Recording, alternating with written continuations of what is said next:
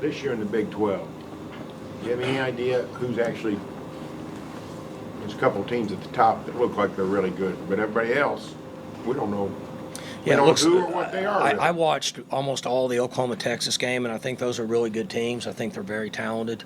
I think they understand what they're trying to get accomplished. That's just me watching one game. But then you scan across what's going on, not only the Big 12, but like just some of the games I saw, teams that I thought would win by a couple touchdowns, and they didn't, or they hung on at the last second, home or away. I mean, I wouldn't know where you would start in this league. I mean, those two teams are playing really good.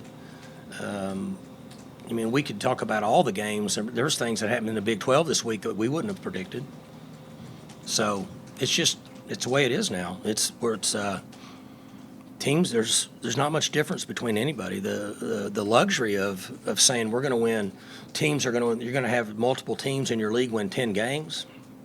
Those days are gone. You're going to see a lot of teams winning 5, 6, and 7, just like in the NFL, based on what's happening.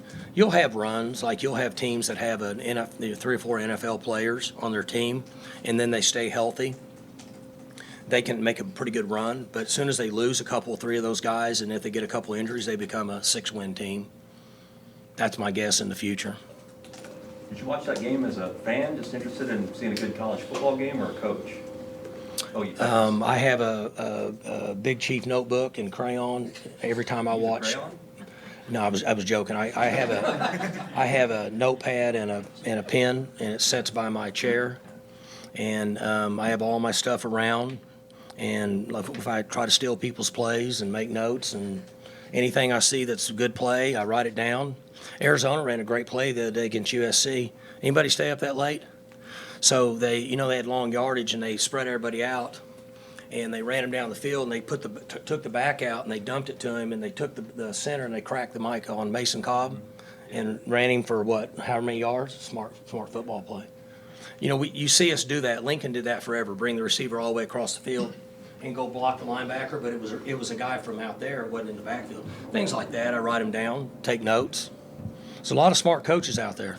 Might as well steal their plays. Weird. Was it weird to watch that game knowing I'm not playing Texas?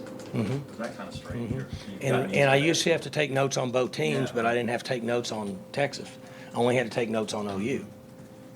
And they do have one note. Their quarterback's a hell of a player. Did you all write that one down? That was an easy one.